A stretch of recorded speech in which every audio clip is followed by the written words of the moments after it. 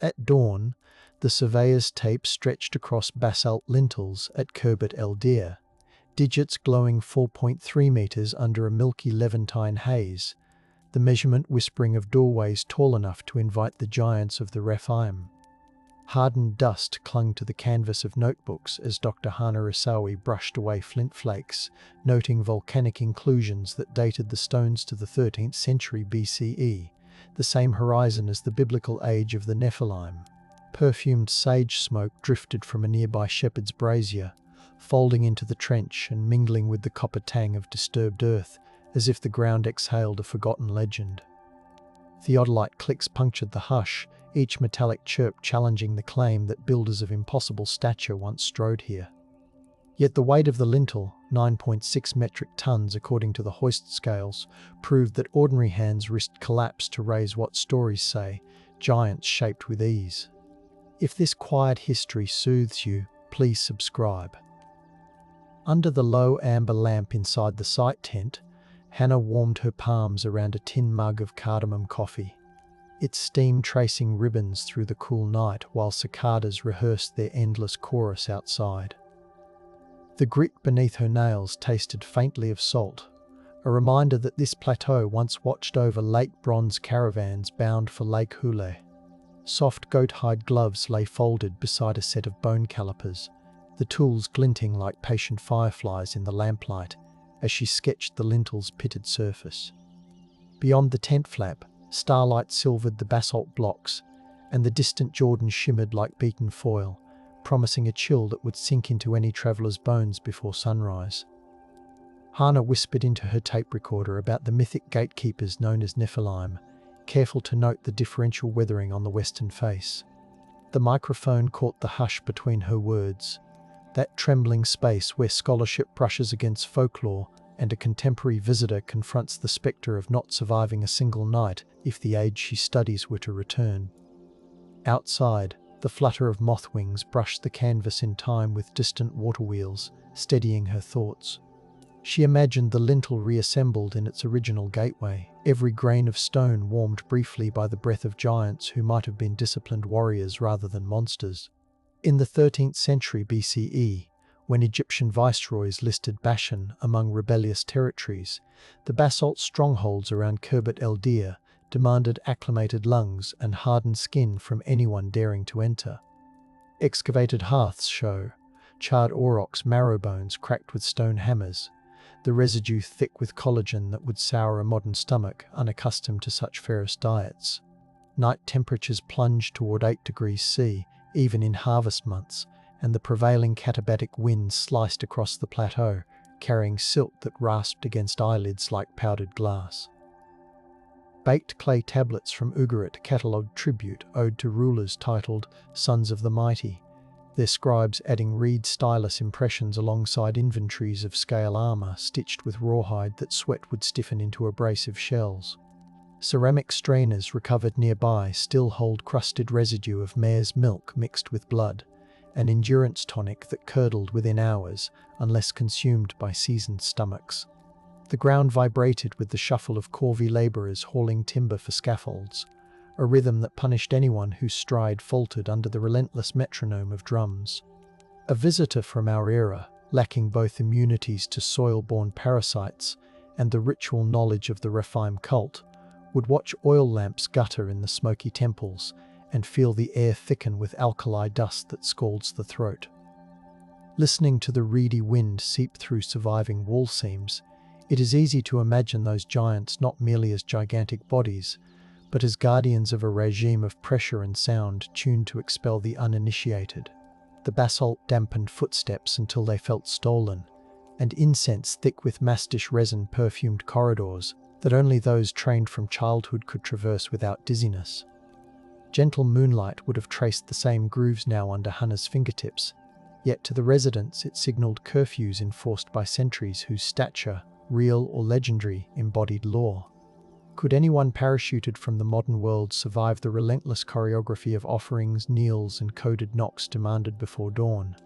Lignite smoke would stain the roof beams, and flakes drifted down like dark snow, freckles that only loyal households learned to ignore. The very dust between flagstones tasted of old salt offerings, a mineral reminder that obedience seeped into every sip and sigh. The mind softens under lullabies of cicadas. Still, the skin bristles at the idea of being judged by unseen watchers. Even the silence between drums tasted of expectation, a flavor that would overwhelm today's restless pulse. Farther south on the Golan Heights, the concentric basalt rings of Rujma el-Hiri, also called Gilgal Rephaim, span 59 meters, their outer walls measuring 3.5 meters thick and rising to a preserved height of 2.1 meters, built from an estimated 42,000 tons of stone ferried without mortar. Survey drones recorded magnetic anomalies at dawn, the instruments humming softly as dew collected on their carbon fiber frames and the cold air smelled of crushed thyme. The central tumulus holds a cyst aligned to solstitial beams, implying sentinels who read light like scripture and punished intruders who failed to stand in shadow at the appointed minute.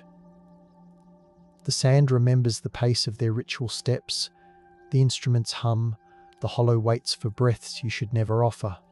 The floor littered with shards of hammerstones suggests that raw knuckles and cracked wrists were acceptable sacrifices for maintaining defenses that legend later assigned to towering Nephilim bodies.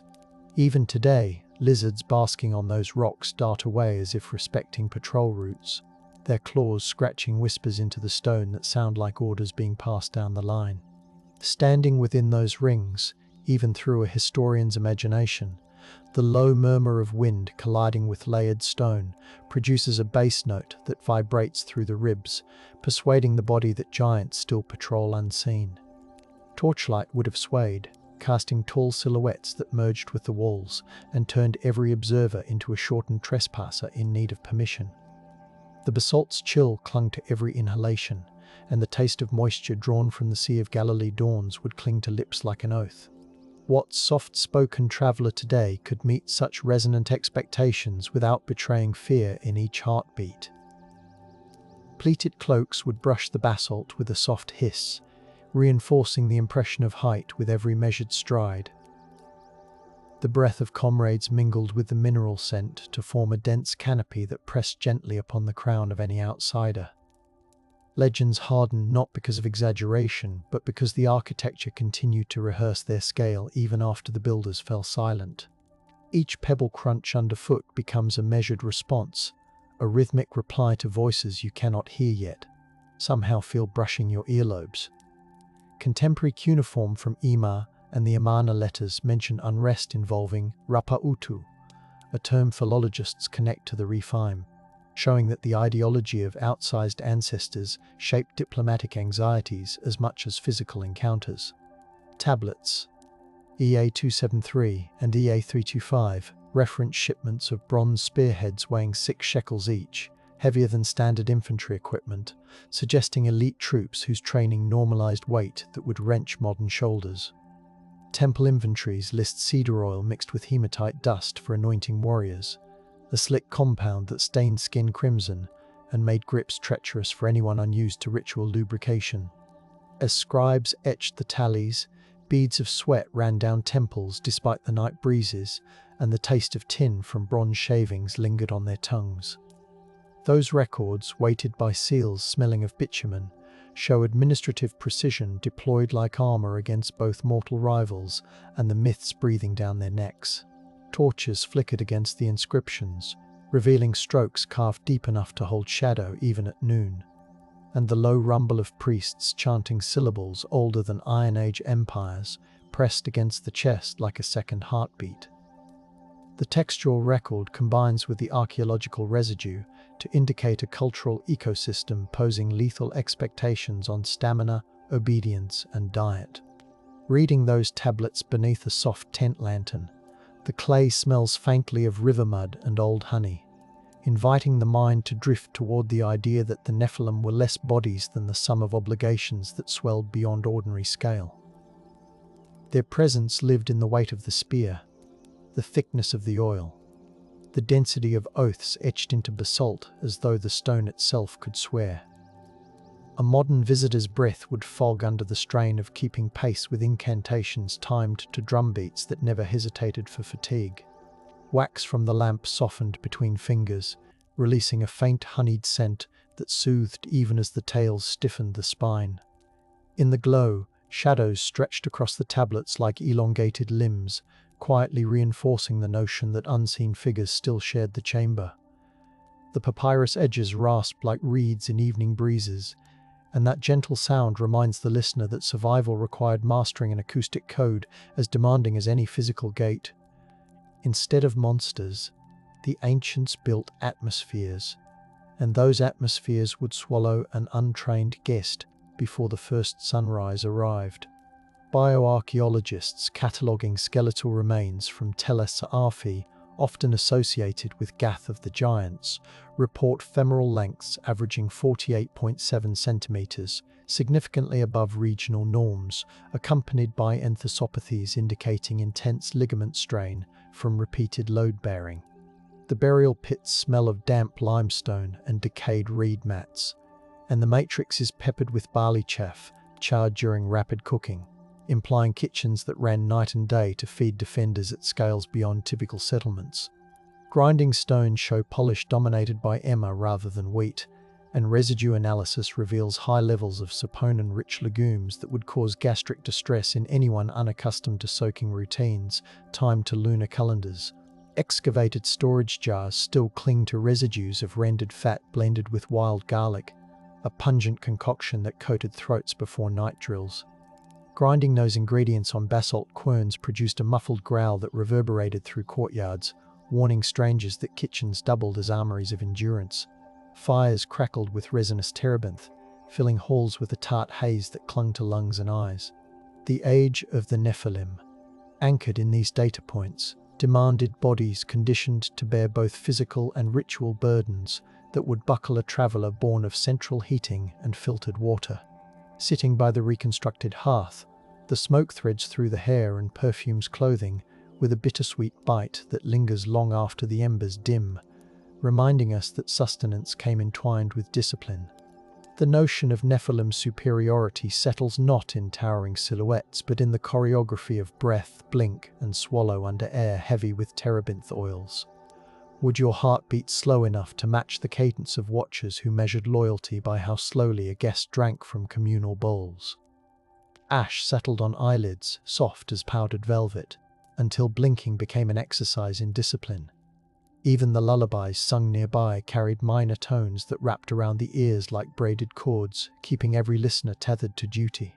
The stone benches still hold the chill of ancestors, and brushing their surfaces with warm fingers reveals how quickly modern skin protests. Even the lull of distant jackals becomes a metronome against which every movement feels either too rushed or too fragile. The giant's age keeps testing the softness of visitors more than the height of their frames. In 1898, Field Captain Charles Warren revisited the ruined dolmens near Deir Allah and unearthed a clay jar sealed with bitumen, its belly packed with rolled linen around hematite pendants etched with the phrase, Benaya Elohim. Lantern light shimmered across the pendant grooves, the metallic sheen flickering like distant lightning as damp air smelled of overturned nettles. Warren's assistant recorded soil stratigraphy at 10-centimeter intervals, noting a carbon streak that placed the cache around 400 BCE, precisely the era when Canaanite texts spoke of towering guardians. The discovery exhaled cold breath from the trench, and for a moment the team felt the night drawing tight around their throats. The wind drummed the tent flaps, the river muttered, the hollow paused to listen for footsteps you feared. Each careful note, etched in graphite, challenged Victorian myths, while simultaneously feeding them, because artifacts meant to sanctify elite warriors now buttressed the legends of Nephilim dominion. The jar's linen crackled like dry leaves when unrolled, and fragments of ochre clung to fingertips, staining them with a ghostly blush that refused to wash away until morning.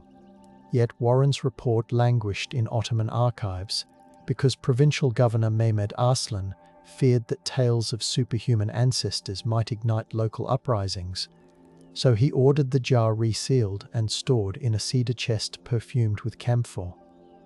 The scent of the wood mixed with the bitumen, creating a heady sweetness that cloaked the artifacts in quiet reverence, and the guards posted outside shuffled their sabers on mosaic floors to drown whispers. Scented candles flickered along the corridor, their flames bending toward the sealed chest as though acknowledging an invisible procession.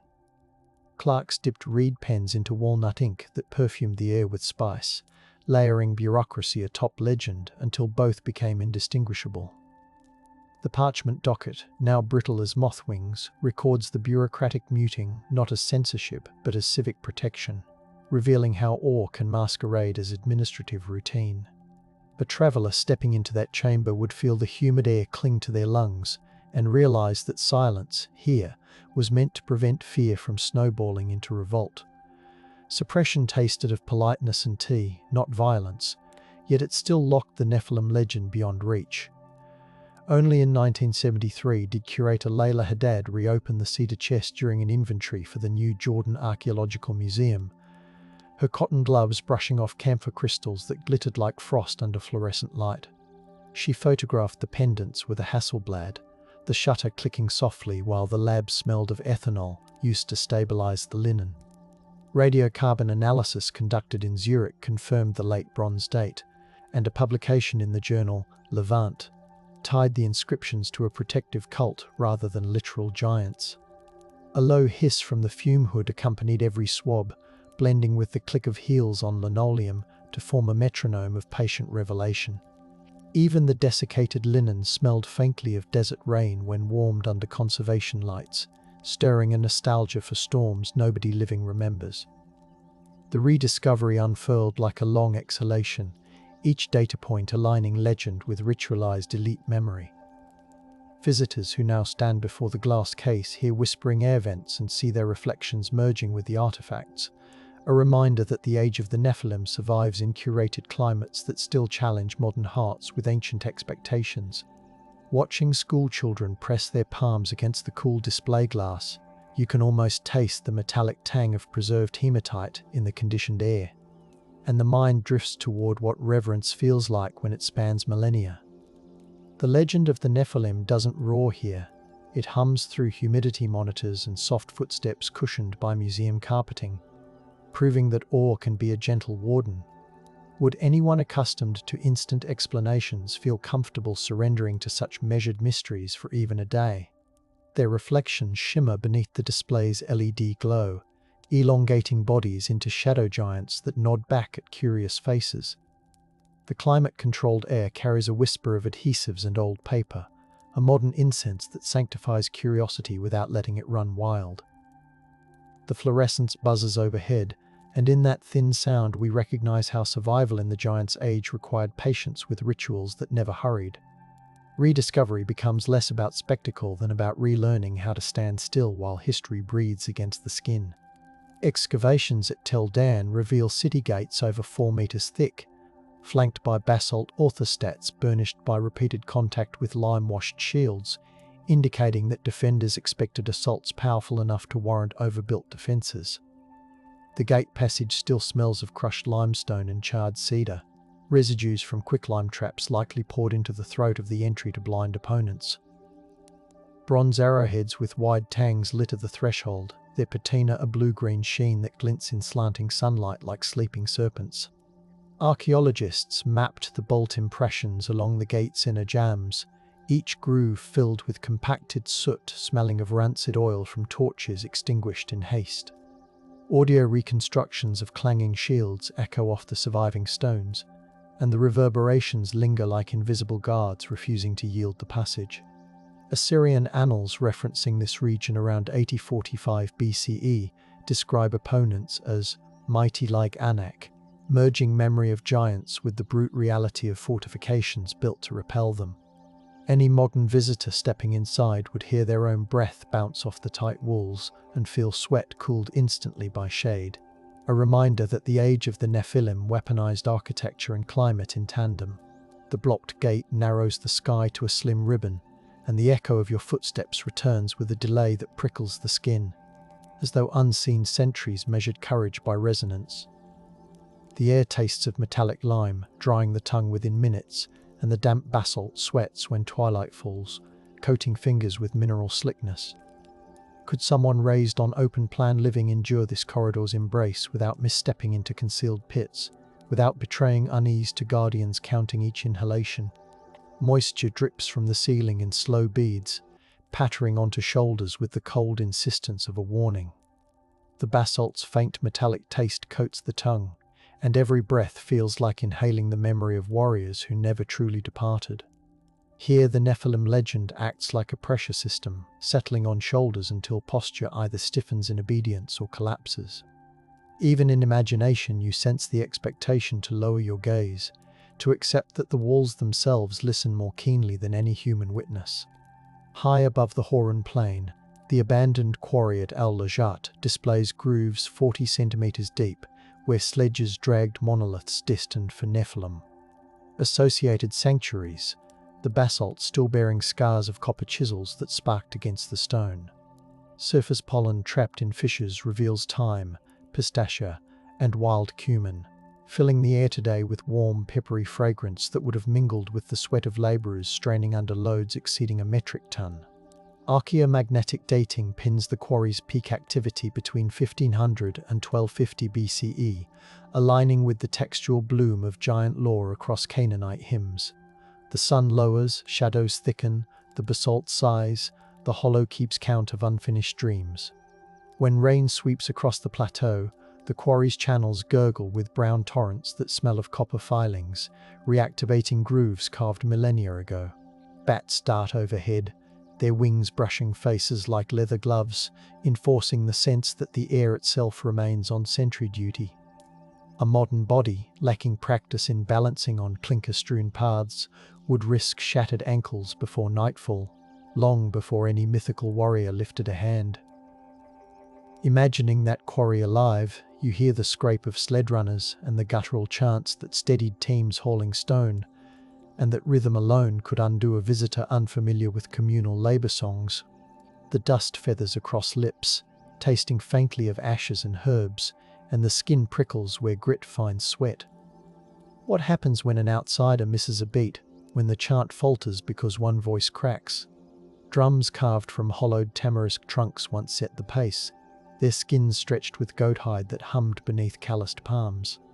When a sled slipped, the resulting scream scraped down the cliffs, and afterward the chant resumed scraped down the cliffs, and afterward the chant resumed softer. Stories of the Nephilim become convenient explanations for brutal schedules that tolerated no missteps, and silence followed accidents lest rival cities learn of weakness. Reverence for the fallen mingled with pragmatic secrecy, so the quarry's hush today feels both tender and stern, like a hand resting on the shoulder until you remember to breathe in time.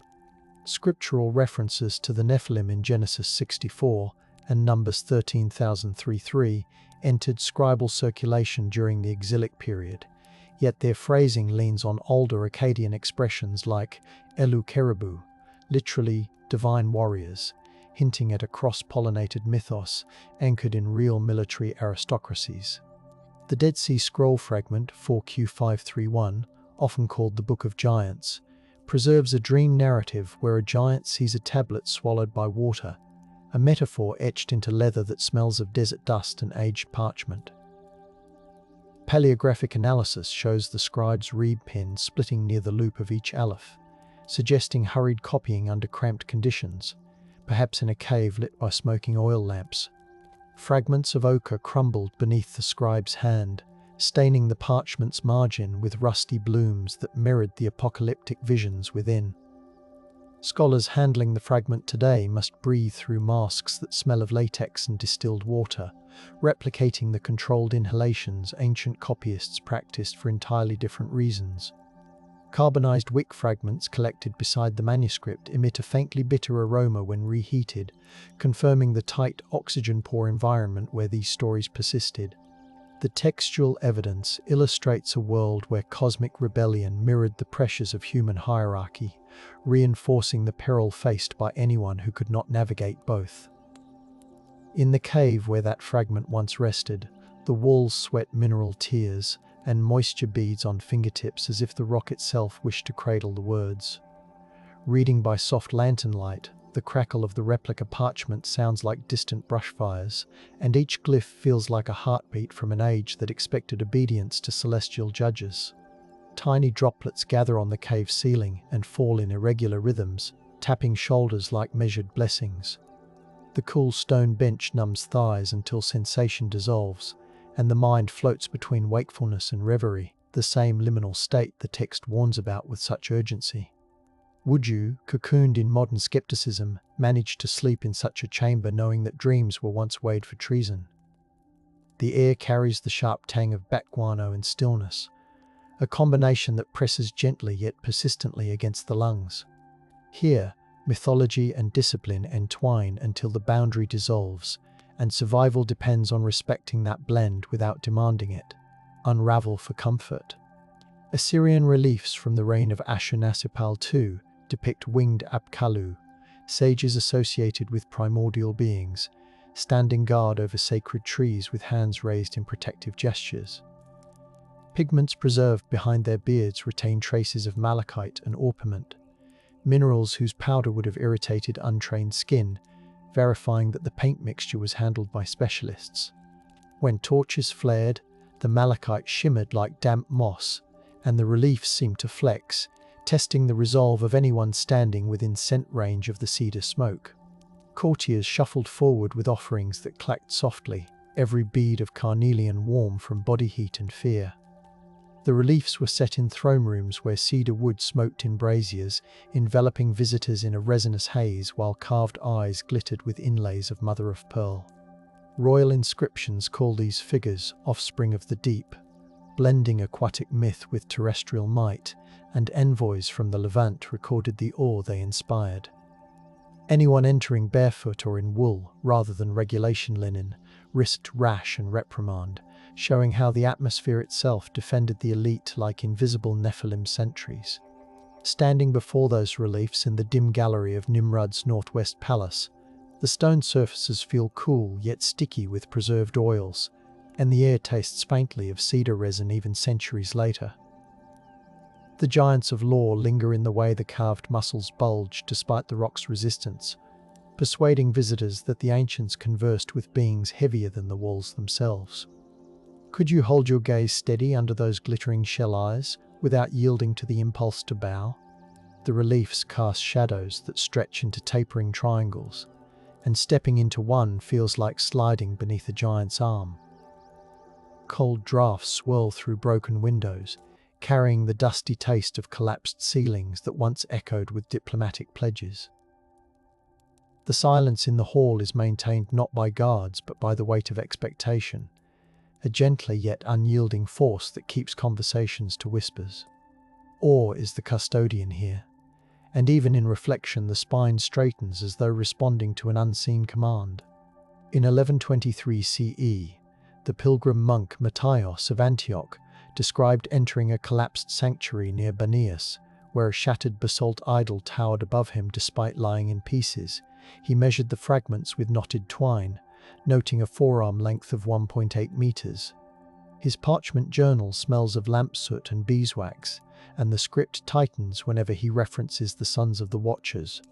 Monsoon rains that season had triggered landslides, covering much of the site in viscous mud, and Matthias recorded villagers striking bells to ward off aftershocks he attributed to restless giants. The bells trembled, the mud sighed, the hollow waited for obedient silence as rain stitched needles across the ravine. His attendants scraped mud from their boots with bronze knives, the sound a raspy counterpoint to the rain's drum on basalt. Later, he pressed damp lavender between the journal's pages, a tired attempt to mask the scent of landslide and legend intertwined. Crusader authorities later banned further pilgrimages there, citing safety, yet rumors whispered that relic hunters had vanished beneath the sliding earth after ignoring warnings. The sand remembers. Instruments hum. The hollow waits. The sand remembers. Instruments hum. The hollow waits. The sand remembers. Matthias's account carries the rustle of rain-soaked vellum, and when you imagine the bell's bronze vibration echoing off drenched basalt, the skin prickles with awareness that reverence sometimes masks fear of mud, not monsters.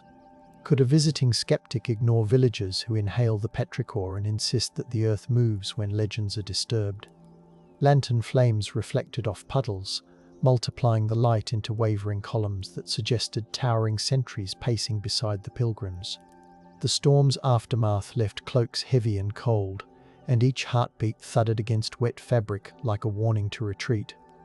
The mixture of wet clay and crushed laurel leaves perfumed the air, and such scent would cling to robes long after the storm, reminding wearers that they trespassed into spaces rumor protected. Suppression happened through cautionary tales of swallowed pilgrims, stories repeated softly by hearths where steam rose from drying cloaks. In that damp hush, survival depended less on courage than on respecting community rhythms forged in the name of giants. Centuries later, in 1589, Ottoman scholar Khatib Salebi catalogued the same site in his Sihanuma, referencing a local emir who authorized controlled excavation to retrieve basalt for fortress repairs. Salebi's notes detail the use of iron wedges and water to fracture blocks, a method that filled the gully with metallic clangs and clouds smelling of wet stone. Labourers sang under their breath to steady nerves, their melodies flavoured with the smoke of mulberry charcoal burning in braziers atop the cliff. He observed inscriptions invoking Rephaim, carved upside down, indicating stones repurposed from a sanctum to a wall, a deliberate inversion to neutralize perceived potency. The emir halted the work after a landslide crushed 2 oxen teams, recording the accident as a sign to let the ruins sleep. The crushed oxen were buried on site, and fragrant pine resin was poured over the grave, a gesture both practical and supplicant. Rediscovery yielded to respectful retreat, a cycle etched into the ledger alongside grain taxes and rainfall logs. Reading Celebi's flowing script, ink shimmering a deep walnut hue on polished paper, you feel the tension between practical needs and the atmosphere of dread that lingered after the oxen's death. The scent of the manuscript, a mix of rosewater and gum arabic, softly asserts the care he invested in documenting the choice to desist. Would we, pressed by deadlines and metrics, recognize such an omen without pressing forward until more teams suffered? He describes the emir pausing before the fresh grave, the night breeze flapping his cloak like the wings of a sleepwalking bird. The manuscript edges absorb the faint aroma of clove cigarettes, hinting at late-night revisits to the tale whenever doubt resurfaced. The story tastes of humility, a flavour rare in imperial reports, and the page edges curl slightly, as if they still absorb damp breezes from that ravine. Silence here stemmed from reverence tinged with grief, an emotion that folded the Nephilim myth into the practical governance of stone. In 1838, American explorer Edward Robinson walked the Bashan Plateau, his leather boots thudding on vesicular basalt that snagged each step, and he carefully measured dolmen capstones reaching widths of 5.5 meters. His journal recorded compass bearings taken with a prismatic instrument that flashed sunlight into his eyes, while his guide recited Arabic legends of Al-Jababira, the giants who once ruled the heights. Dust clogged Robinson's throat until each swallow rasped, and he noted how the setting sun painted the dolmens in copper hues that magnified their imposing silhouettes. His guide's horse snorted clouds of steam that smelled of hay and sweat, underscoring the chill that followed sunset.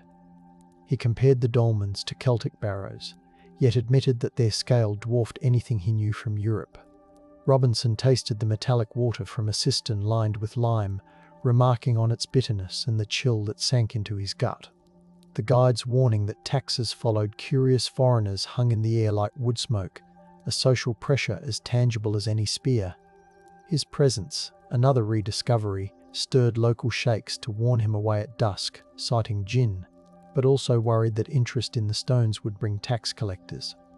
Suppression returned in the form of reluctant hospitality, a social mechanism protecting both myth and livelihood. Robinson's narrative, read aloud under soft lamplight, creaks like saddle leather and carries the faint odour of campfire smoke absorbed into the paper fibres. He tried to rationalise the giants, yet his own words slow when describing twilight sweeping across basalt fields, as though the landscape itself lengthened time. What traveller today, armed with satellite maps, would heed a warning delivered in hushed tones over bitter tea. Their tea ceremony unfolded on a woven reed mat, the fibres creaking under shifting knees, and the embers cast blue sparks that drifted like willow wisps. Even the pause between sentences carried meaning, a gauzy silence that reminded Robinson he was tolerated, not embraced. The steam from that tea would carry cardamom and ash, encircling the conversation with warmth that hinted at boundaries. Silence in this instance emerged from wary diplomacy, a pause to protect community rhythms from the intrusions of foreign curiosity. Legends of the Nephilim became shields, and anyone unwilling to honor them risked becoming isolated before the first night ended. By 1934, the British Mandate's Department of Antiquities dispatched aerial photographer Amy Nimrud to map megalithic structures across the Hauran, using a de Havilland DH-26 that rattled so hard the film canisters clicked like teeth.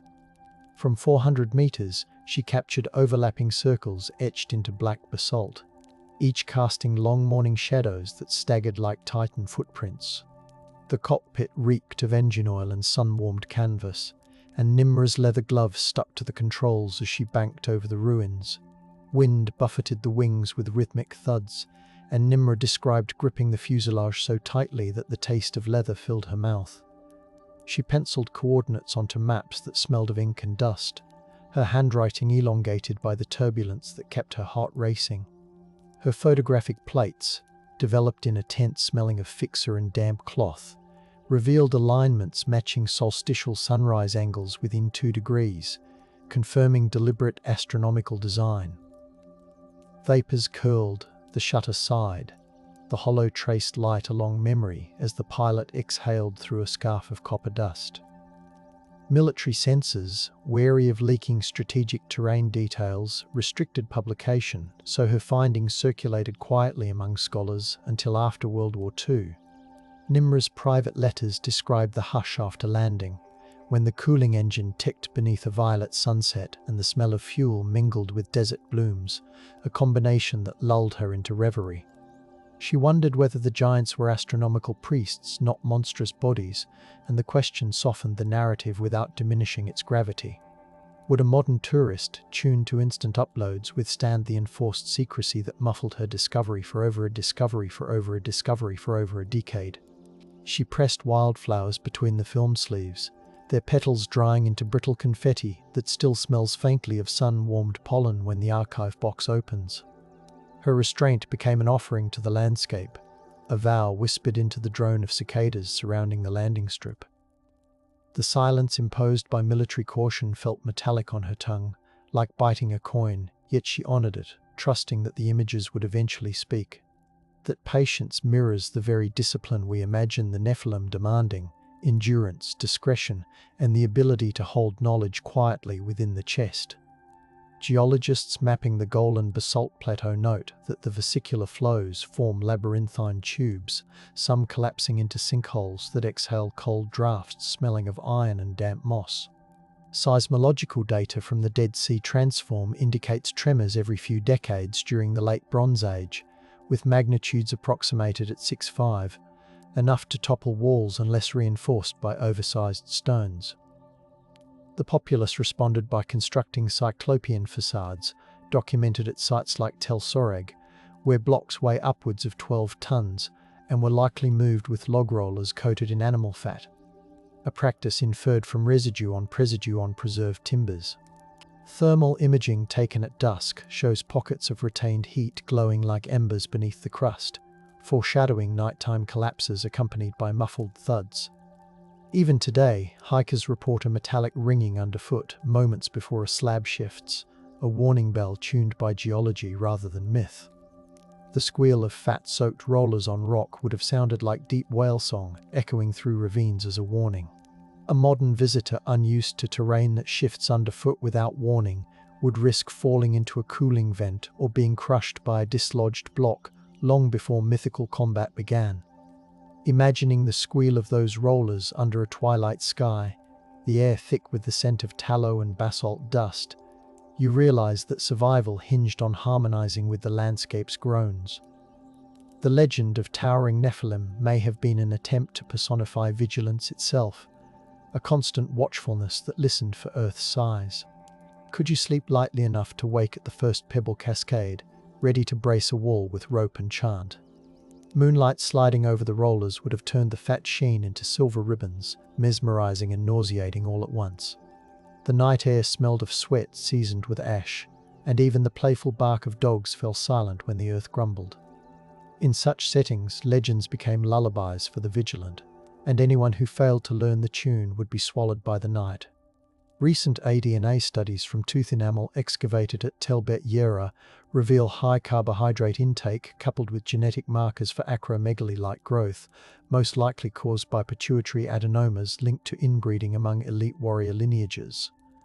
The lab smells of ethanol, latex, and the faint vanilla note of decontaminated cellulose, the environment sterile yet humming softly with centrifuges. Stable isotope analysis shows elevated nitrogen ratios indicative of carnivorous diets augmented by migratory waterfowl, a protein intake that would dwarf modern nutritional norms.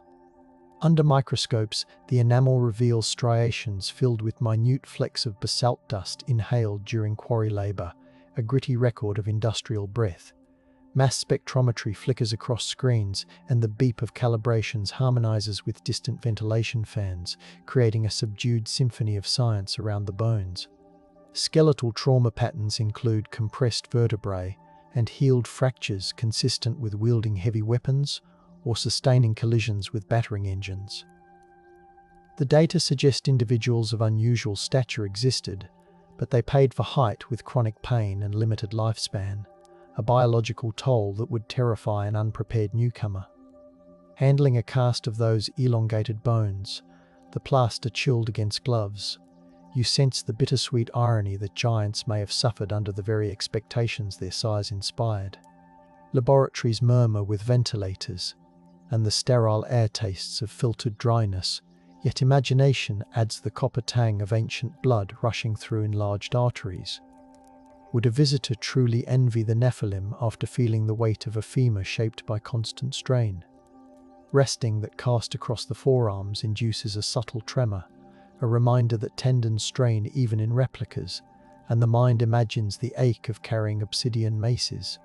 The lab's light glances off polished surfaces, painting elongated shadows that resemble the very giants once conjured in stories. Silence in the lab is reverent not because of fear, but because understanding the cost of stature invites a quiet respect for bodies pushed beyond comfort. Ethnographic records from the early 1960s capture Druze elders in Majd al-Shams recounting night vigils where shepherds left bowls of milk on basalt outcrops for tall guests, who guarded flocks from raiders, a practice recorded alongside exact lunar phases. The gatherings smelled of ember-roasted barley and wild mint, while tambourines pulsed softly to summon protective attention from unseen allies. Saad's field notes describe how the bowls would frost over when night winds descended, the milk forming thin ice that cracked like delicate pottery. Children traced constellations with soot-blackened fingers, their whispers about towering guardians mingling with the smell of sheep lanolin and wood smoke. Anthropologist Layla Saad documented the ritual in reel-to-reel tapes, their magnetic spools ticking in rhythm with the tambourine, preserving instructions on where to place the bowls relative to Polaris's gleam. Night cooled, smoke thinned, the hollow leaned close. The watchers tasted dew-streaked offerings as crickets stitched silver threads of sound. Interviews reveal that the practice faded after a rockfall killed a shepherd, interpreted as a sign to cease, lest the guardians withdraw entirely. Listening to those tapes decades later, the tape hiss mingles with the recorded tambourine in a way that feels like distant breathing, and the mind drifts to a plateau rinsed in starlight. The milk offering glows in imagination, a pale disc scenting the air with animal warmth and grass. Could someone raised on electric fences comprehend a vigil that depends on invisible partners and precise star positions? The recording catches moments when elders pause to inhale, and the drawn breath rasps across aged vocal cords like wind through dry reeds. Their language glides between Arabic and Aramaic phrases, each syllable draped in reverence that tastes of salted cheese and shared memory.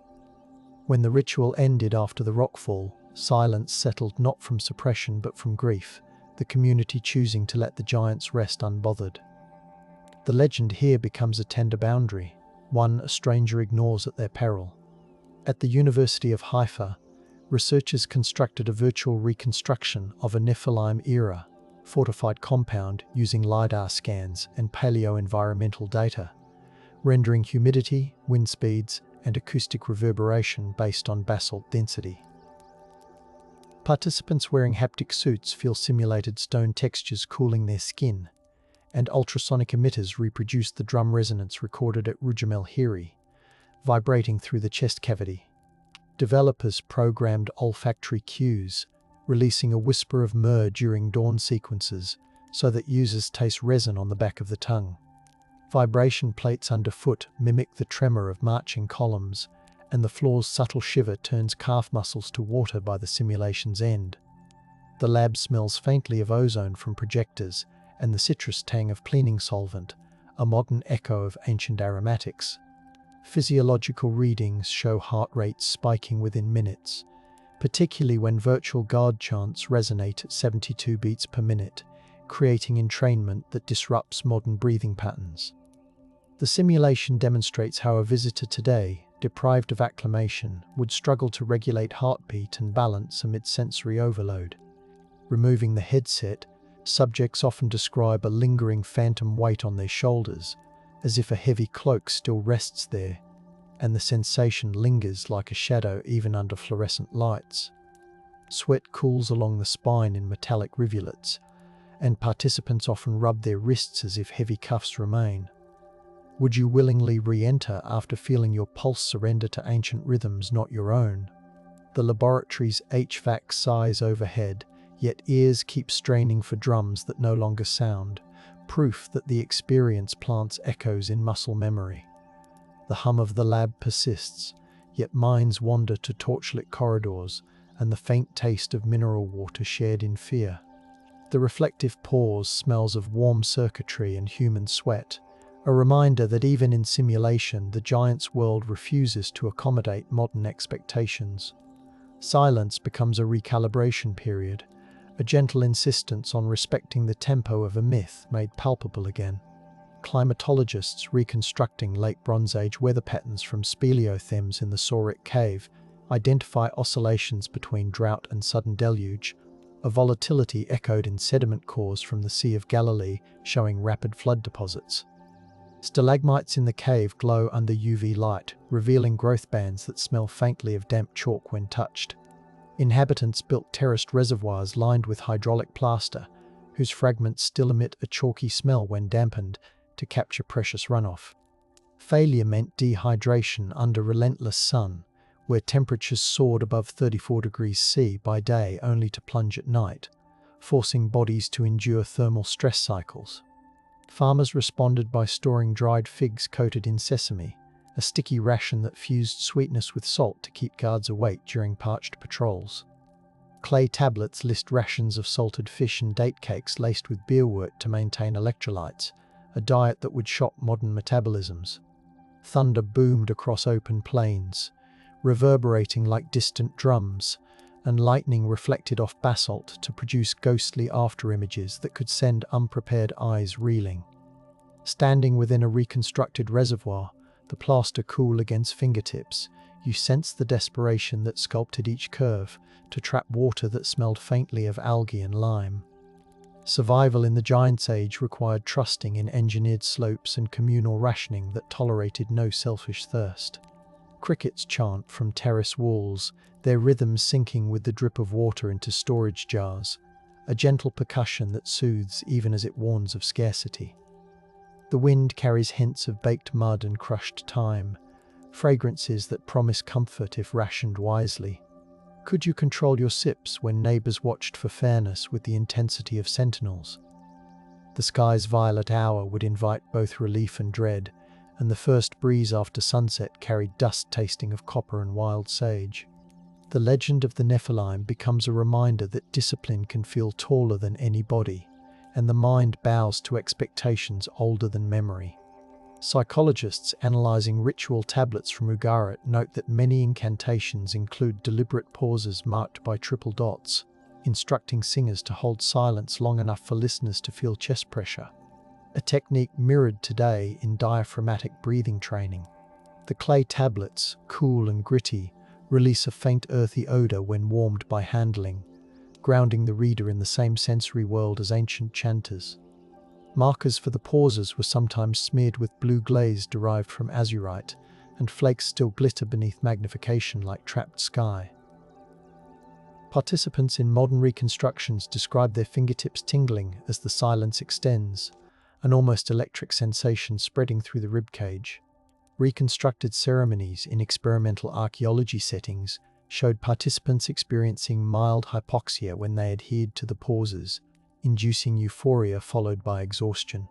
Flutes whispered, torches guttered, the hollow matched heartbeats with patient gravity, while shadows folded like velvet across expectant faces.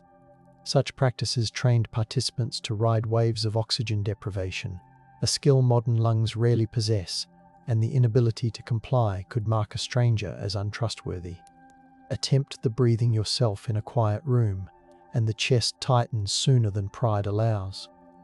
The air tasting suddenly of clay even if you sit oceans away.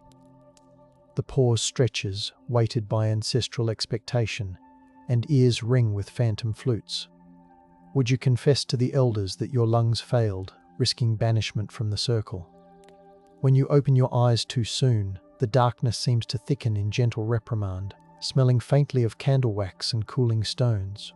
The body learns humility in that hush, acknowledging that breath itself can be a communal covenant rather than a solitary act.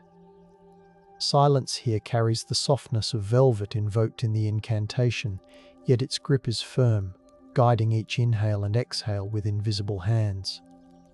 The Nephilim legend resides in that pressure, in the steady insistence that community breathes together or not at all.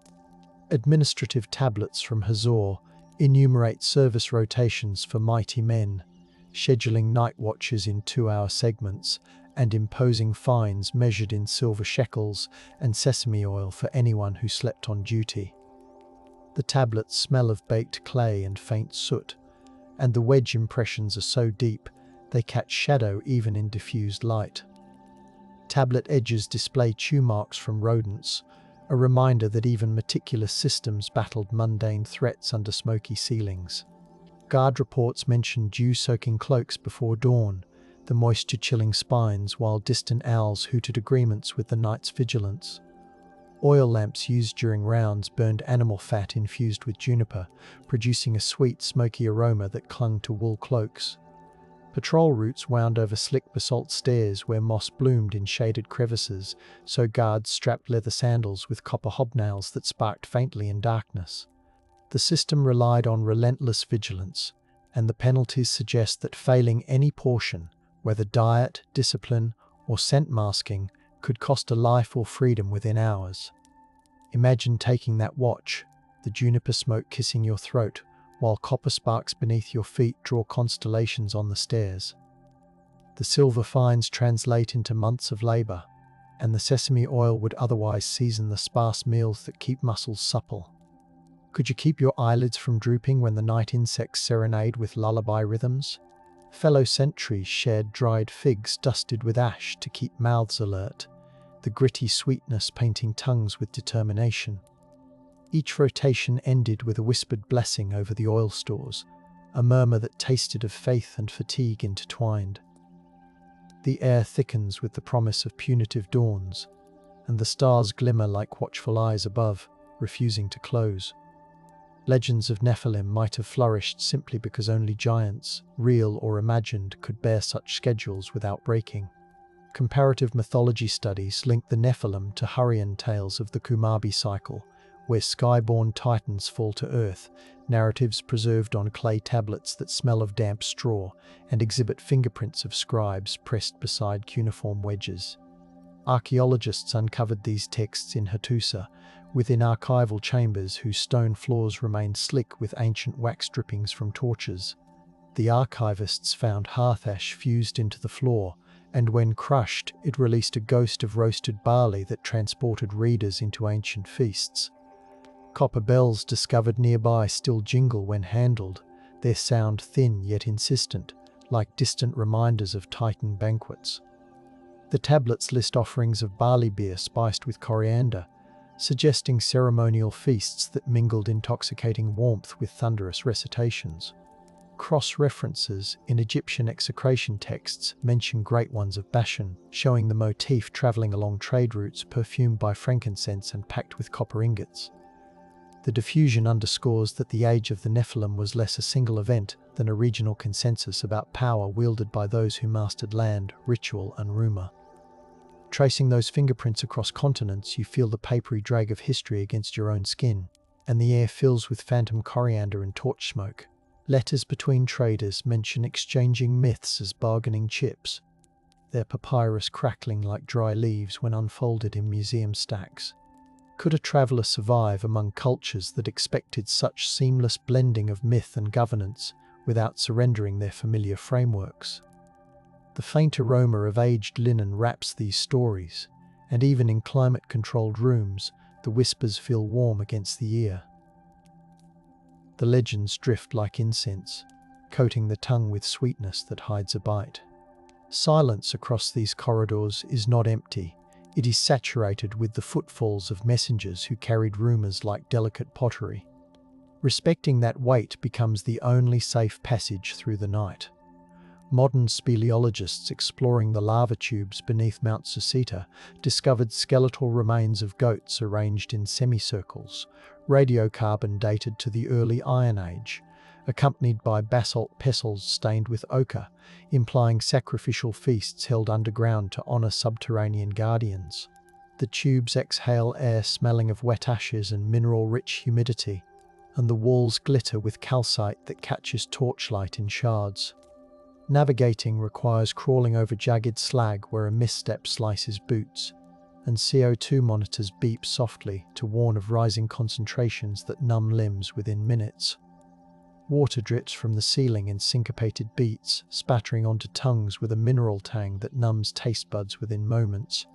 Bats roosting overhead release a musky scent that layers with the ochre's iron bite, crafting an atmosphere as rich as any incense-filled temple. Lights dimmed, echoes stretched. The hollow listened as droplets counted lost time upon the stone. These chambers illustrate how devotion drove communities into environments where a modern visitor would suffocate or bleed before encountering any mythical defender. Emerging from the imagined depths, the night air feels both lighter and charged, carrying whispers of basalt dust, frankincense, and the distant heartbeat of drums that may never have existed, yet still guide the pulse. The age of the Nephilim lingers in measurements etched into stone, in breaths held between chants, in the ache of muscles trained to obey ancient tempos. We taste their world in bitterness and sweetness alike, knowing that survival demanded surrender to architectures of rhythm and reverence that modern minds unspooled long ago.